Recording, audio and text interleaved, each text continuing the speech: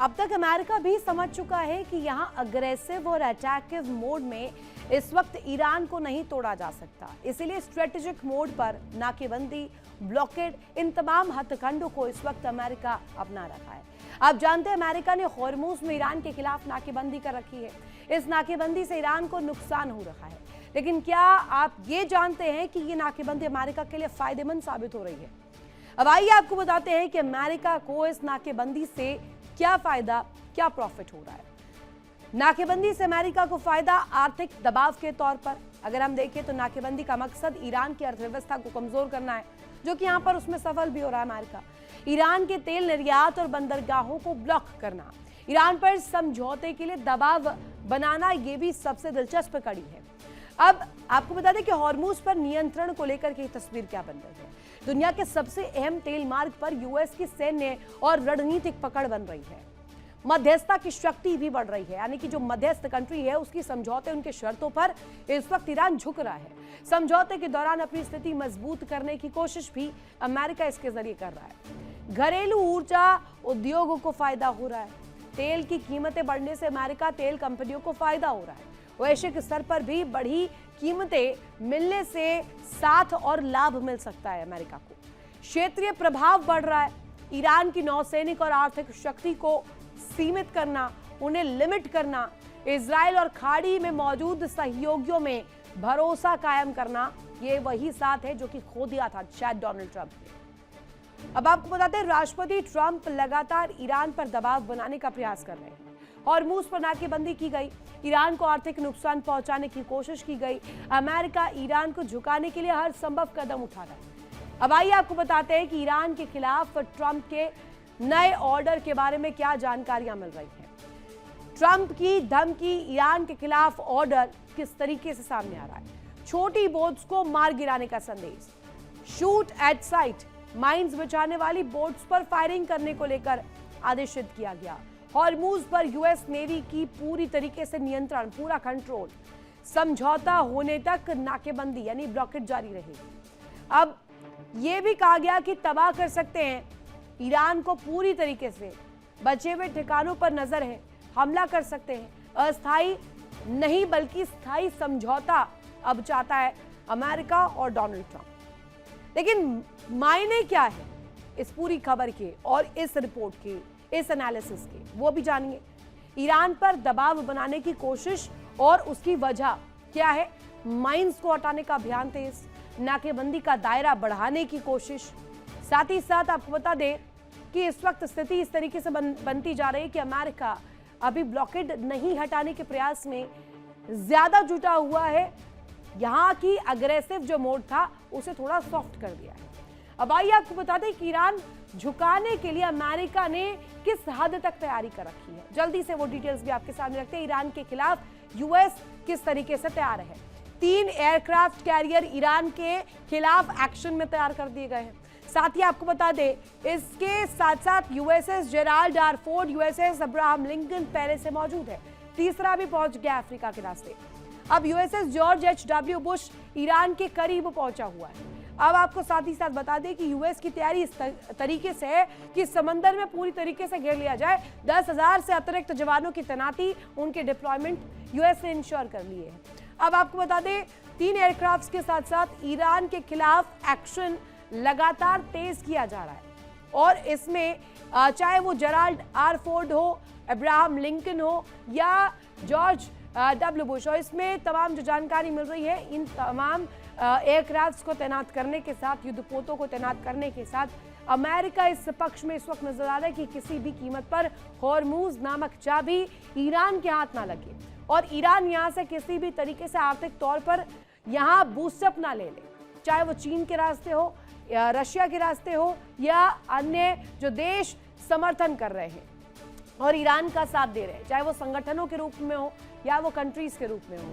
खाड़ी में वर्चस्व बनाना, खाड़ी देशों में समर्थन पाना, नेटो देशों का जो समर्थन खो दिया है उस विश्वास को वापस पाना, अभी डोनाल्ड ट्रंप और अमेरिका इसी पर्सपेक्टिव पर काम कर रहे हैं। समंदर में घेर कर रखना, ईरान के खिलाफ यूएस इस तरीके से तैयारी कर रहा है कि यहां कोशिश किसी कीमत पर ईरान को इस पूरी जंग में, चाहे वो समंदर से ही क्यों ना शुरू हो, यहां किसी कीमत पर आगे ना बढ़ने देने की है। अब अगर जियोपॉलिटिकल वर्ल्ड की बात करें, डिप्लोमेसी की बात करें, तो मध्यस्थता एक तरफ चल रही है, लेकिन उस मेज पर तभी बातचीत होगी जब उन शर्तों को ईरान भी समझेगा, ईरान भी मानेगा। लेकिन तब तक ये ब्लॉकेड ईरान के खिलाफ स्ट्रेट ऑफ हॉर्मुज पर नहीं रुकेगी। ब्लॉकेड ऐसे ही रहेगी जब तक आप बातचीत की मेज पर आकर मसले को सुलझा ना लें। अब जल्दी से जानकारी आपके सामने रखते हैं कि वॉशिंगटन से उठा एक ऐसा सियासी तूफान जिसने नेटो की नींव तक हिला दी है। डोनाल्ड ट्रंप का नया दांव, नेटो और नाइस की लिस्ट।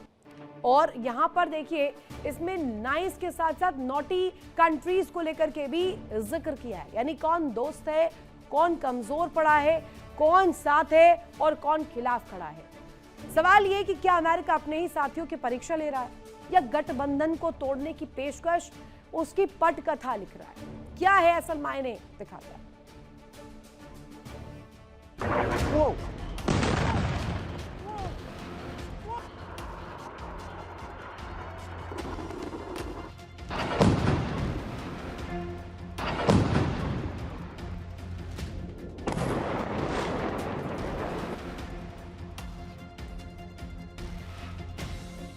अमेरिका अब अपने सहयोगियों को रैंक करेगा।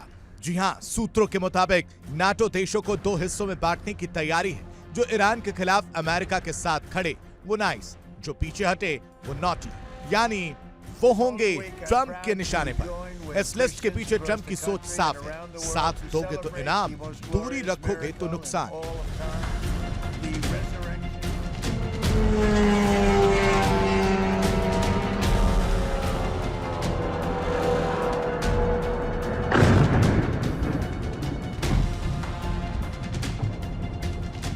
बताया जाता है कि इस लिस्ट में पोलैंड और रोमानिया जैसे देश अमेरिका के फेवरेट बन सकते हैं, क्योंकि इन देशों ने रक्षा खर्च बढ़ाया और दिया खुला सैन्य सहयोग, खासकर ईरान से जुड़े ऑपरेशंस में। लेकिन यूरोप के कई बड़े देश इस नीति से खफा हैं।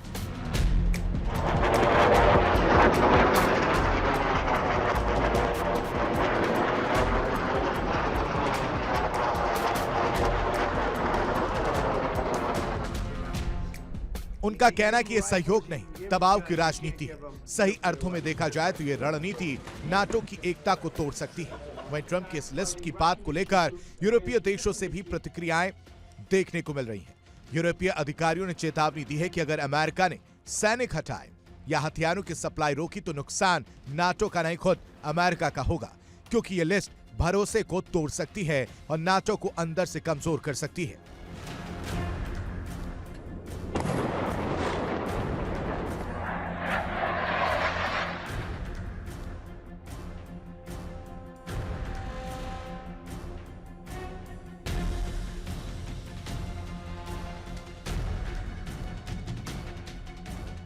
नाटो को लेकर अमेरिकी राष्ट्रपति ट्रंप तो खुलकर अपनी नाराजगी जता चुके हैं। ट्रंप का कहना है कि जरूरत के वक्त नाटो का साथ नहीं मिला और अब अमेरिका को खुद पर भरोसा करना होगा। मतलब ट्रंप का सीधा संदेश है, दोस्ती रखनी है तो मदद देनी होगी, यानी दोस्ती में भी हिसाब होगा और हर सहयोग की कीमत भी। वैसे ये पहला मौका नहीं है, ट्रंप पहले भी नाटो देशों पर रक्षा खर्च बढ़ाने का दबाव डाल चुके हैं। ग्रीनलैंड विवाद से लेकर कई बयानों तक तनाव पहले से था। अब ये नॉटी नाइस लिस्ट आग में घी डालने जैसा है। बड़ा सवाल, क्या लिस्ट नाटो को तोड़ेगी या अमेरिका की ताकत को और बढ़ाएगी? फैसला आने वाला वक्त तय करेगा। Bureau report, India daily.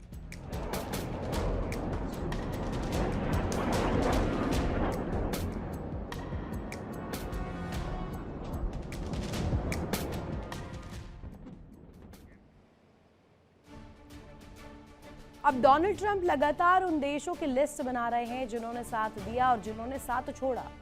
किन किन देशों को लेकिन इनाम मिलने वाला है सहयोग देने का, अब वो आपको बताते हैं। ट्रंप की नेटो देशों को अच्छे बुरे में बांटने की तैयारी है। सैन्य अभियान में साथ देने वाले देशों को प्राथमिकता, प्रायोरिटी अमेरिका देगा। सुरक्षा और हथियारों के मामले में भी सहूलियत देगा। पोलैंड, रोमानिया, बल्गारिया, चेक रिपब्लिक नाइस लिस्ट में शामिल है। Albania, Estonia, Latvia, Lithuania nice list में इनका भी नाम है। अमेरिका का सबसे करीबी देश बनकर उभरा है पोलैंड। पोलैंड में फिलहाल 10,000 अमेरिकी सैनिक तैनात हैं और यही वजह है कि पोलैंड को बड़ा और भारी भरकम इसके जरिए अवार्ड भी मिलने वाला है। नेटो देशों से इस वक्त डोनाल्ड ट्रंप खफा है क्योंकि कई देशों ने सैन्य ठिकाने यानी कि सैन्य मिलिट्री बेस जो है वो बनाने से इनकार किया, खुद की जमीन देने से इनकार किया, जिसमें स्पेन है, जिसमें फ्रांस है। स्पेन फ्रांस ने सैन्य ठिकाने इस्तेमाल नहीं करने दिए। इटली, ग्रीस और टर्की ने भी सिरे से इनकार किया। शुरुआत में ब्रिटेन ने भी इनकार किया। ब्रिटेन ने बाद में सैन्य अड्डों के इस्तेमाल की अनुमति दे दी, यानी कि वो ग्रे लिस्ट में है। अब अमेरिका और ईरान के बीच फिलहाल सीज फायर चल रहा है। इस दौरान दोनों पक्षों के बीच में समझौता कराने का प्रयास भी किया जा रहा है, लेकिन सवाल ये कि क्या समझौता होगा, क्योंकि अमेरिका और ईरान एक दूसरे की शर्तें मानना नहीं चाहते हैं और दोनों की शर्तें हैं ही ऐसी जो दोनों ही एक राय आसानी से होते नहीं दिख रहे। इस बीच अमेरिका की टेंशन बढ़ाने वाली एक खास रिपोर्ट सामने आई है, जिसके मुताबिक ईरान बहुत मजबूत स्थिति में है। और हम ऐसा क्यों कह रहे हैं, दिखाते हैं।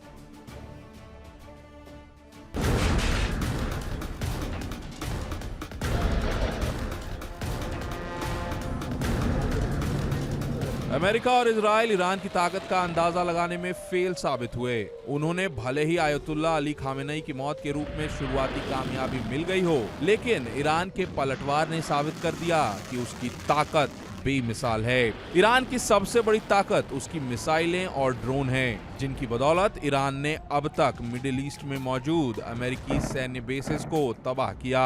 इजराइल को तो बहुत भारी नुकसान पहुंचाया और तेल बेच कर अमीर हुए खाड़ी देशों के अहम ठिकाने भी मिट्टी में मिला दिए। अमेरिका और ईरान के बीच जंग में एक अहम पड़ाव आया 2 हफ्ते के सीज फायर के रूप में। बातचीत की प्रक्रिया शुरू तो हुई, लेकिन वो बार बार अटकती दिख रही है। हॉर्मूज, यूरेनियम, प्रॉक्सी सपोर्ट समेत कई मुद्दों पर अमेरिका और ईरान एक दूसरे के खिलाफ खड़े दिख रहे हैं। सीज फायर के दौरान माना जा रहा था कि अमेरिका जंग की तैयारियां तेज कर सकता है, लेकिन इस बीच ईरान की ताकत को लेकर एक चौंकाने वाली रिपोर्ट सामने आई है। पश्चिमी मीडिया की एक रिपोर्ट के मुताबिक ईरान के 40% ड्रोन और 60% मिसाइल लॉन्चर सुरक्षित हैं।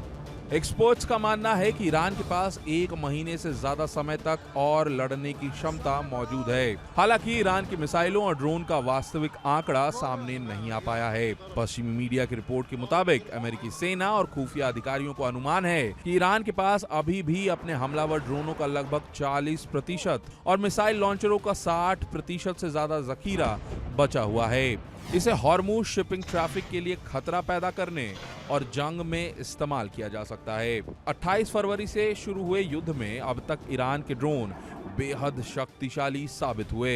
आशंका जताई जा रही है कि ईरान उन मिसाइल लॉन्चरों को मलबों से निकाल रहा है जो अमेरिका इजराइल के हमलों में तबाह हो गए थे। उन जगहों की तेजी से खुदाई की जा रही है और इस काम के पूरे होने तक ईरान के मिसाइल लॉन्चरों का जखीरा करीब 70% तक पहुंच सकता है। यानी युद्ध से पहले ईरान के पास मौजूद मिसाइल लॉन्चरों का करीब 70% हिस्सा 40 दिन तक जंग लड़ने के बाद भी मौजूद रहेगा। ईरान की मिसाइलें काफी एडवांस्ड हैं। माना जा रहा है कि संघर्ष विराम के समय ईरान ने करीब 100 ऐसे मिसाइल लॉन्चिंग सिस्टम बर्बाद किए जिन्हें गुफाओं और बंकर में छिपा कर रखा गया था, जिससे उसके लॉन्चरों की संख्या बढ़कर युद्ध के पहले के स्तर का लगभग 60% तक पहुंचने की उम्मीद है। एक्सपर्ट्स का मानना है कि ईरान के पास 1 महीने से ज्यादा तक लड़ाई करने की क्षमता मौजूद है। इससे पहले भी राष्ट्रपति ट्रंप की धमकियों के बीच ईरान ने चेतावनी दी थी कि ईरान पूरी तरह से तैयार है, अगर वो जरा सी भी गलती करते हैं तो हम पूरी ताकत से जवाब देंगे। ईरानी संसद के स्पीकर गालिबाफ ने अमेरिका को खतरनाक अंजाम भुगतने की चेतावनी भी दी है। फिलहाल ईरान अपनी पुरानी ताकत हासिल करने की ओर बढ़ रहा है, जबकि अमेरिका को महंगी मिसाइलें बनाने में काफी वक्त लग सकता है। ऐसे में जंग का ये ऊंट ईरान के पक्ष में बैठता दिख रहा है। देखिए इंडिया डेली 24/7 अब आपकी स्मार्ट टीवी पर। इंडिया डेली मौजूद है सभी डिजिटल प्लेटफॉर्म पर लाइव और लगातार। इंडिया डेली 24/7 हर दिन राष्ट्र को समर्पित।